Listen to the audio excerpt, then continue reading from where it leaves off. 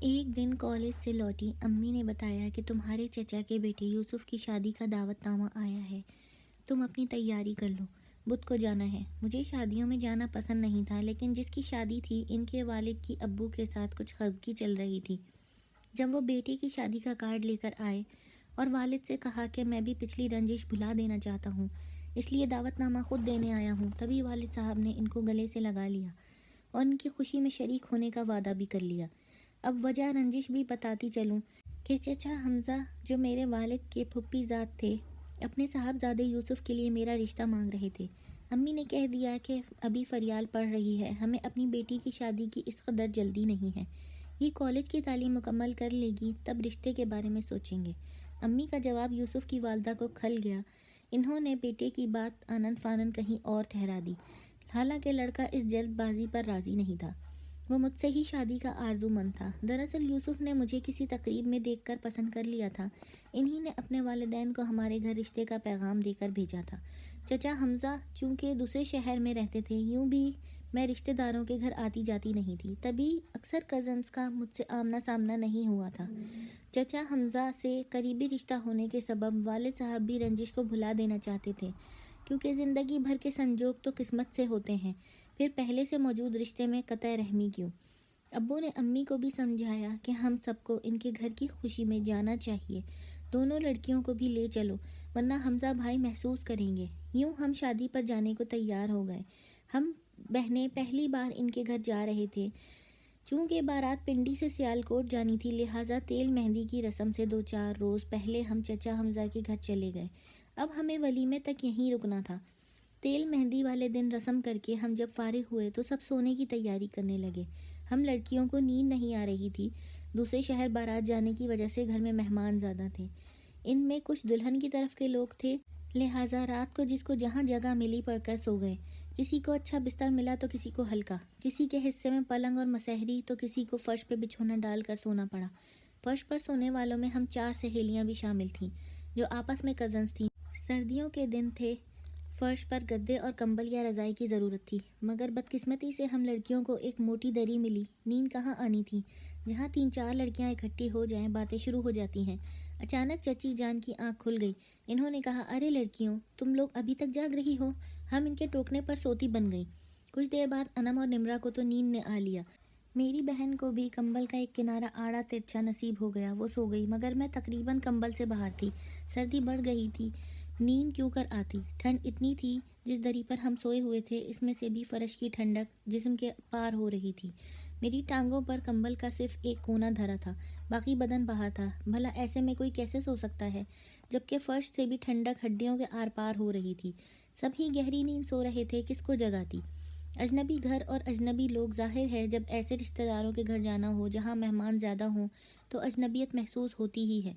اب سردی سے بچنے کی ایک ہی صورت تھی کہ میں صحن میں پڑی بستروں والی پیٹی سے کوئی کمبل یا گرم شال نکال کر لے آؤں، کیونکہ چچی جان نے سونے سے قبل کہہ دیا تھا کہ اگر اوڑھنے بچھانے کو کچھ چاہیے ہو تو صحن میں رکھی پیٹی سے نکال لینا، اس میں کمبل پڑے ہوئے ہیں۔ مرتا کیا نہ کرتا، ہمت کر کے صحن میں نکلی، مگر یہاں پر صرف اندھیرا نظر آیا، شاید بجلی چلی گئی تھی۔ اب تو مجھے ڈر لگنے لگا تھا، اس گمگو کی کیفیت میں تھی، اندھیرے کی وجہ سے باہر جانے کی ہمت نہیں ہو پا رہی تھی۔ اللہ کا نام لے کر چند قدم آگے بڑھائے اور پیٹی تک پہنچی ہی تھی کہ ایک کالی بلی جو شاید پیٹی پر بیٹھی استراحت فرما رہی تھی، کود کر میرے پیروں کے پاس آ رہی، اور پھر یہ جا وہ جا، اف میرے خدا، میری روح کانپ گئی۔ مجھے لگا جیسے کوئی بھوت کا بچہ ہو جو شرارت کے انداز میں مجھ پر کودا تھا۔ میرے منہ سے ہلکی سی چیخ نکل گئی۔ میں تاروں سے مدھم روشنی کو زیادہ راہ بنا کر اسی کمرے کی طرف لپکی جہاں سے نکلی تھی۔ جب در پر پہنچی تب بھی پتہ نہ چلا کہ میں اس کمرے کے بجائے ساتھ والے کمرے کے دروازے پر آ چکی ہوں۔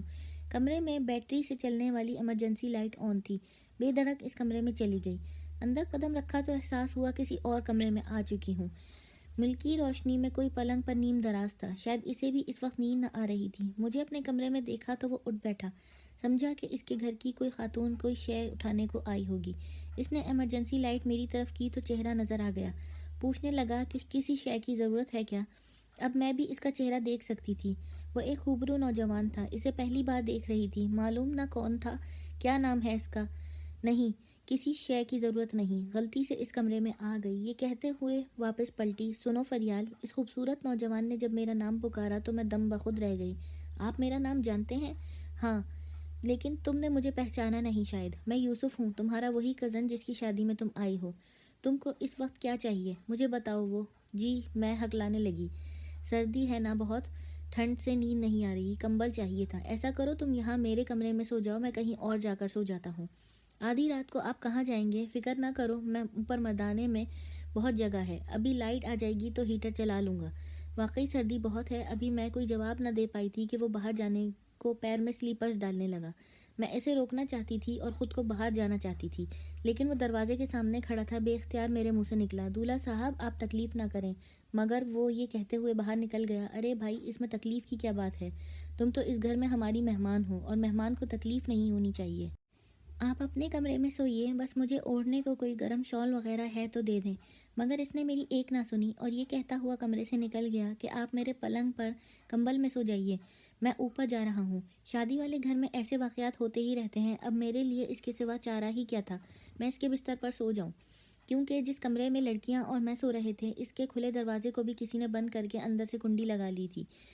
شاید کسی کو سردی لگ رہی ہوگی، اس نے اٹھ کر دروازہ بند کر دیا۔ میں یوسف کی اس مہربانی پر حیران کمبل میں گھس گئی، کیونکہ مجھے نیند اور سردی نے اب تقریباً حواس باختہ کر دیا تھا۔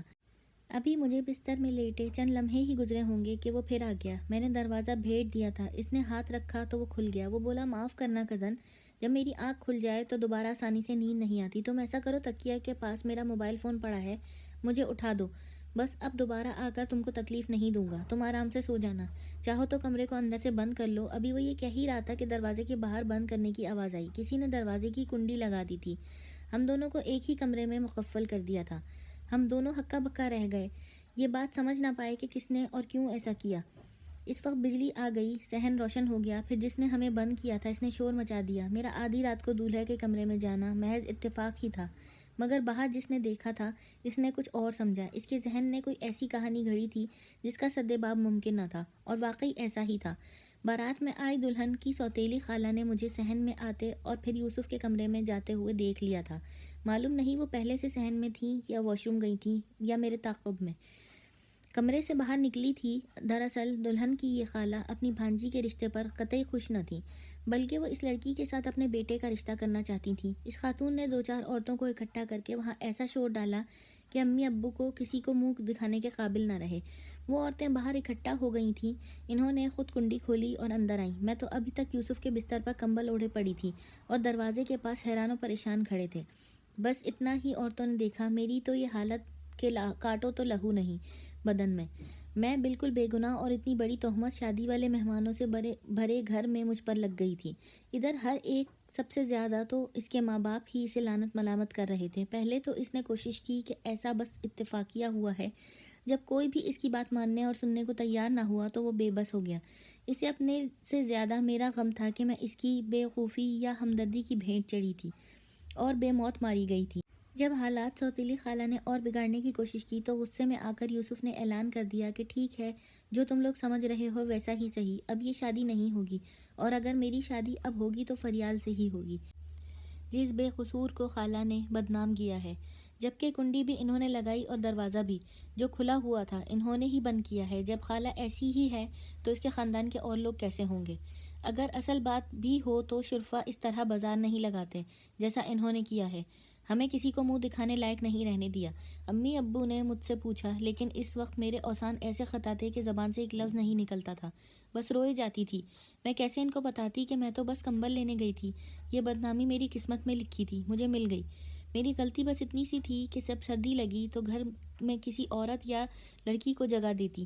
کیا خبر تھی کہ بجلی چلی جائے گی؟ کیا خبر تھی کہ صحن میں بھی اندھیرا ہو گیا؟ بستروں والی پیٹی تو صحن میں سامنے ہی نظر آ رہی تھی، جو برآمدے میں رکھی تھی۔ سوچا اس کو کھول کر رضائی گدا وغیرہ جو پڑا ہوگا اٹھا لوں گی، اس وقت کسی کو کیا جگانا، سبھی تو تھکے ہوئے گہری نیند میں سو رہے تھے۔ خبر نہ تھی کہ بس ایک ہی عورت، دلہن کی خالہ، میری بدنامی کی صورت جاگ رہی ہے۔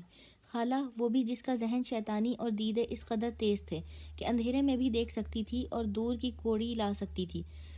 وہ تو سمجھی ہوگی کہ دولہا کو بدنام کر رہی ہے، مجھے بھلا وہ کیا جانتی تھی، مگر میری قسمت 2 کوڑی کی کر دینے والی، نہ یہ سمجھ سکی کہ عزت دینے والا بھی میرا خالق ہے، جو ذلت دینے والا ہے۔ اس کی ذات سب سے بڑی اور ہر شے کا وہی علیم ہے۔ اس کا انجام یہ ہوا کہ یوسف کی بارات سیالکوٹ نہ گئی اور چچا جان نے ابو جان سے صلح و مشورہ کر کے پھر میری بگڑی تقدیر کو اس طرح بنا دیا کہ مجھ پر افسوس کرنے والے، ہنسنے والے سب ہی دم بخود رہ گئے۔ ہر بری شے کا بھی ایک انجام ہوتا ہے، جیسے ہر اچھے عمل کا ایک انجام ہوتا ہے۔ بس وہ ذات کریم ایسی منصف ہے جو نیتوں کو دیکھتی ہے، اور دلوں کا حال بھی اسی کو معلوم ہوتا ہے جو کسی کو معلوم نہیں ہوتا۔ میرا رشتہ یوسف کے لیے مانگ لیا گیا۔